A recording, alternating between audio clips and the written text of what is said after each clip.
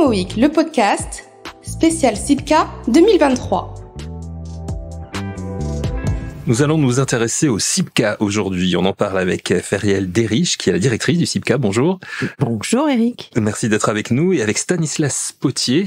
Vous avez, Stanislas, de nombreux titres. Bonjour. Bonjour. Mais vous êtes surtout, en ce qui concerne le CIPCA, président de l'association BBCA pour le développement du bâtiment bas carbone. Vous nous en direz un mot dans quelques instants si vous le voulez bien. Tout d'abord, Feriel, le CIPCA, vous l'avez lancé l'année dernière. C'est la 2e édition. Quand on lance une 2e édition, on a forcément peut-être un peu plus de pression que pour la première parce que cette première édition fut un grand succès. Est-ce que vous pouvez nous dire déjà combien vous avez eu de visiteurs l'an dernier, quel est votre objectif cette année et dans quel état d'esprit vous avez abordé cette 2e édition? Alors, on se met la pression, oui. Cette pression, elle va avec les exigences aussi de nos participants, de nos exposants. On veut toujours faire mieux, toujours faire plus. Pour vous donner en quelques chiffres, donc les chiffres de l'année précédente, cet événement, on l'a lancé en 7 mois, en un temps record. On attendait 3500 visiteurs. C'est dit, bon, pour une première édition, ce sera déjà très bien. C'est un salon B2B. On a eu 6575 visiteurs. C'est précis. Très précisément. Une centaine d'exposants l'an dernier. Et cette année, je vous donne les chiffres, ils sont concrets. On a 150 exposants, donc on monte en puissance avec plein de nouveaux acteurs, une multitude de nouvelles solutions qui participent au salon, de nouveaux acteurs aussi de la construction, voilà, qui arrivent, qui sont de régions et qui se développent ici à Paris ou ailleurs. Et on attend 8000 visiteurs. Stanislas, vous êtes, je le disais, le président de l'association BBCA pour le développement du bâtiment bas carbone, qui est à l'initiative de ce salon CIPCA. Pourquoi un salon? On a voulu créer un lieu où les défricheurs se rencontrent. La France est vraiment particulièrement en pointe sur la décarbonation du secteur de l'immobilier. Il faut vraiment en être conscient, le valoriser. On a des groupes de taille mondiale et puis aussi toute une chaîne de valeur avec des entreprises de taille très différentes sur l'ensemble de l'acte de construction. Et cet engouement et cet engagement pour la décarbonation prenant de l'importance, on a voulu qu'il y ait un lieu où ils se rencontrent et où d'autres puissent les rencontrer et être exposés à des solutions extrêmement concrètes pour décarboner tout simplement le bâtiment et la ville. Donc BBCA a effectivement eu l'idée de ce salon. On a voulu faire un salon à nous, avec un partenaire, France Convention, spécialiste des salons, puisque ce n'est pas notre métier, mais vraiment un salon qui soit entièrement dédié au bas carbone. C'est sa grande particularité, et aussi un salon qui sélectionne les exposants, comme on le fait dans une foire d'art, par exemple, avec les galeries, mais c'est moins habituel dans un salon professionnel classique.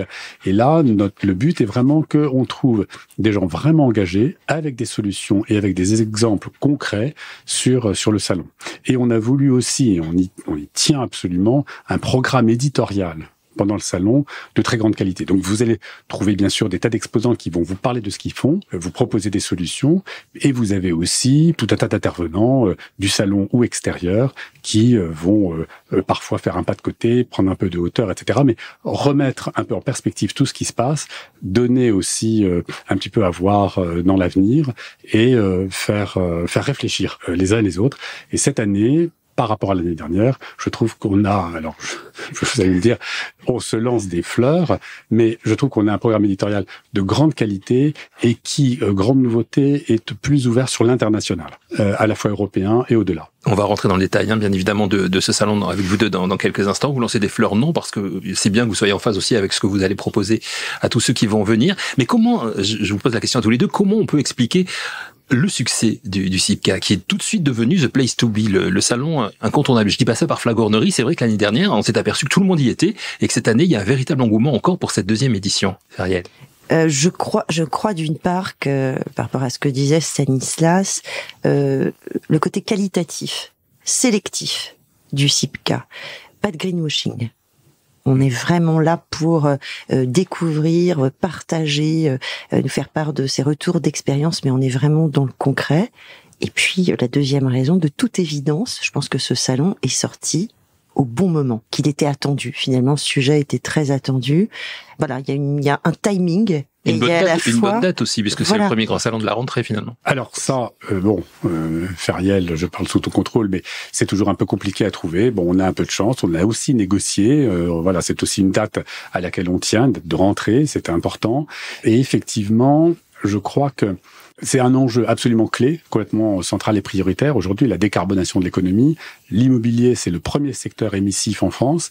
En même temps, c'est compliqué à faire. Alors c'est faisable, il y a des tas de solutions, ça évolue très vite, c'est en mouvement perpétuel et rapide. Et donc ce salon était attendu, oui, je le pense, parce que il fallait que les acteurs puissent se rencontrer. Et nous, on voyait bien au sein de l'association beaucoup d'énergie et une envie quand même de le montrer quelque part. Et les salons traditionnels, même s'ils ont tous maintenant une petite partie dédiée à ces enjeux-là, ne suffisaient plus. Et c'est aussi dû, j'imagine, un petit peu à vos deux personnalités, là encore sans flagornerie, mais Feriel, vous avez un passé aussi d'organisation de salons qui est très important. Vous, Stanislas, vous êtes totalement investi dans ce sujet du bas carbone, du bâtiment bas carbone. Vous êtes président, on l'a dit, du BBCA, mais aussi chez Amundi dans vos fonctions. Également, vous êtes président, je crois, d'une autre association importante sur ce sujet. Enfin, pourquoi un tel investissement ?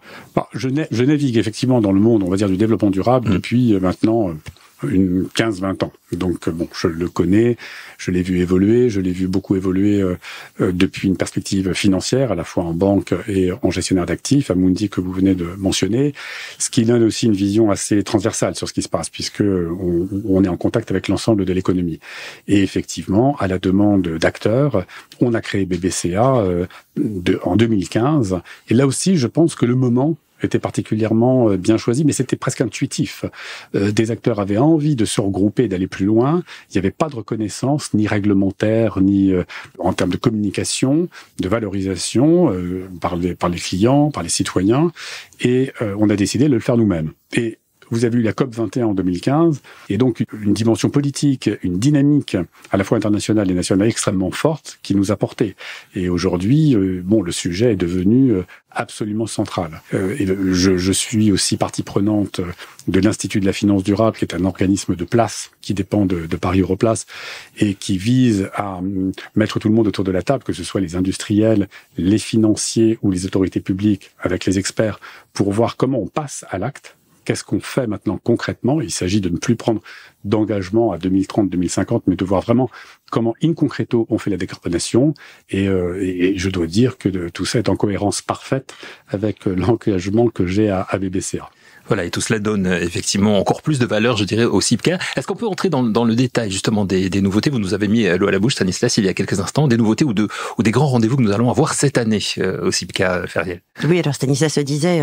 programme éditorial qui est de très grande qualité, avec des grands débats, des keynote speakers, des architectes japonais qui seraient à nos côtés, des retours d'expérience, parce qu'on trouve ça toujours très intéressant, avec une ville de Suède qui sera également présent.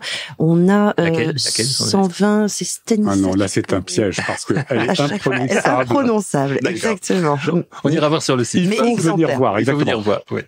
C'est vrai. 120 conférences et grands débats, des nouveautés. Alors toujours bien entendu aussi les trophées, la remise des prix et des trophées BBCA. Ça, chaque année, c'est un rendez-vous. On a la chance de pouvoir accueillir sur le salon qui est très attendu par celles et ceux qui concourent en tout cas et attendent avec impatience leur label. Ça permet d'avoir vraiment des exemples très concrets de ce qui se fait et de comment le bas carbone peut être incarné dans un bâtiment. Et maintenant même, on va voir les premières expérimentations de quartier bas carbone. Donc c'est aussi intéressant de voir comment on peut transposer cette réflexion du bâtiment à la ville. Et parlons-en des villes, puisqu'on a créé un format dédié au territoire, un petit format court, très interactif et qui marche très très bien. On aura les cycles élus, solutions et territoires. On donne la parole à des maires, à des aménageurs qui viennent nous dresser un petit bilan en 5 minutes de ce dont ils sont le plus fiers en termes de décarbonation. Alors ça peut être à l'échelle d'un bâtiment public, ça peut être à l'échelle d'un quartier, un écoquartier qu'on a conçu. Dans les 5 minutes qui suivent, on nous fait part de ses ambitions parce que voilà, il y a encore plein de choses à faire sur le territoire.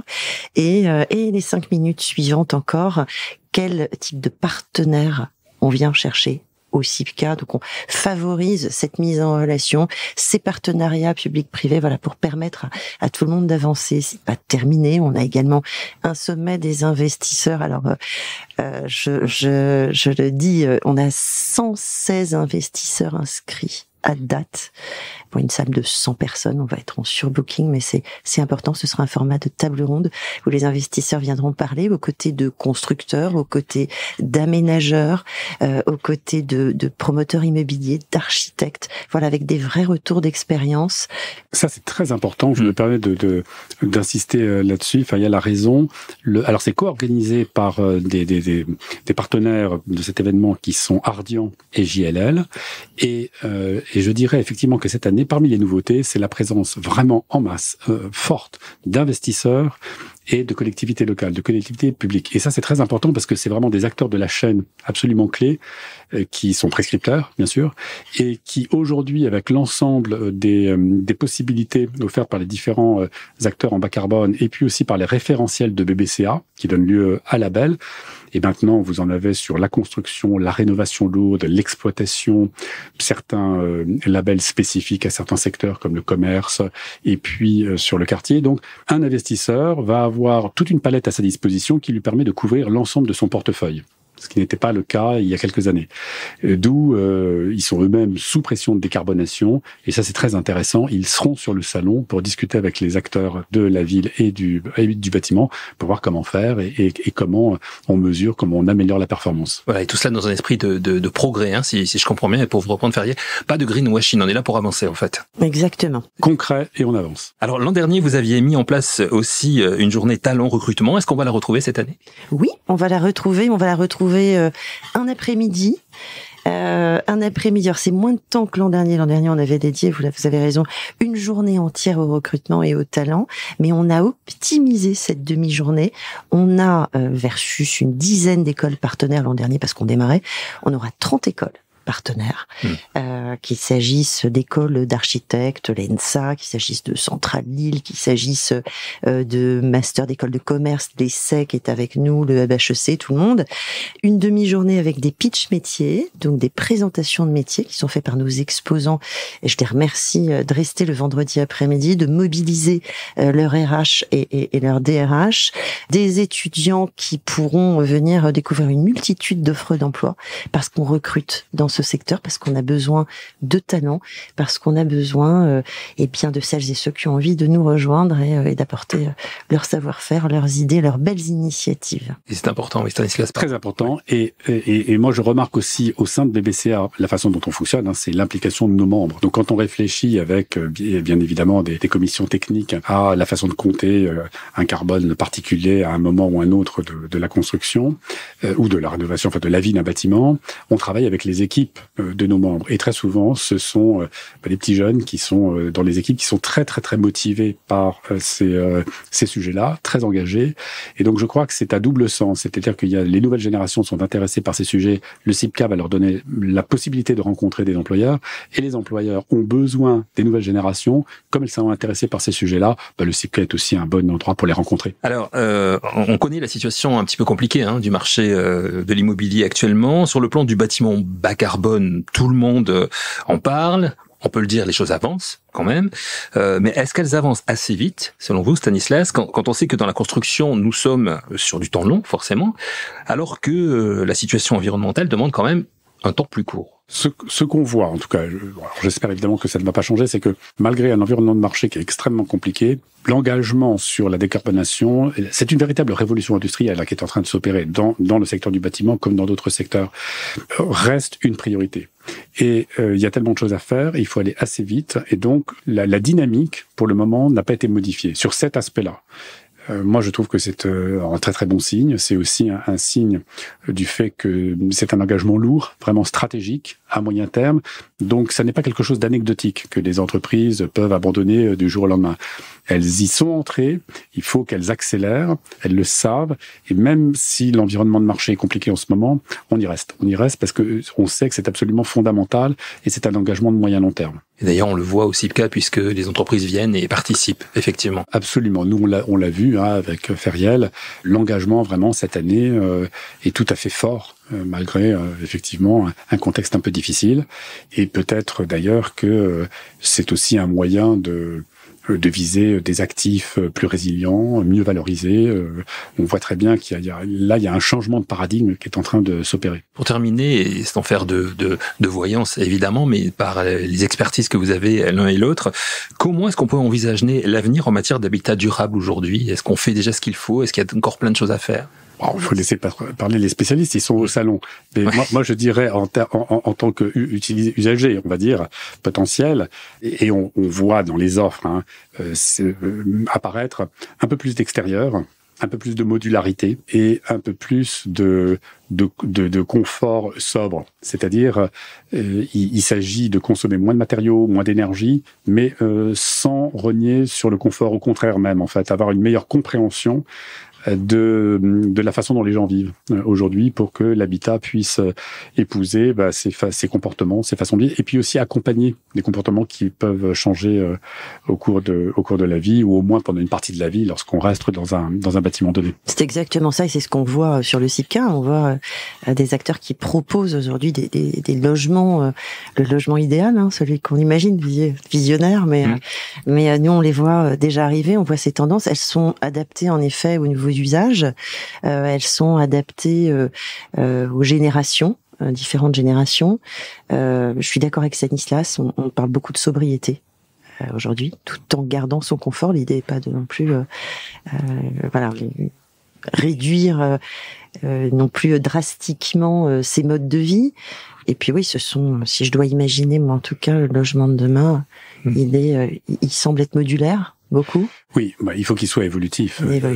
Tout change très vite. Et puis, alors c'est un mot qui peut faire peur, mais on parle de cette notion est très importante quand on réfléchit à un quartier ou une ville bas carbone. Intensité d'usage. Alors, intensité d'usage, on va occuper mon mètre carré du matin au soir mais en fait, intensité d'usage, ça veut aussi dire mélange des usages et donc dans une certaine manière confort. On voit bien aussi que il y a des sujets de relations entre générations. Feriel vient d'évoquer les générations. C'est très important. Donc là aussi, le bâtiment doit pouvoir s'adapter à ça.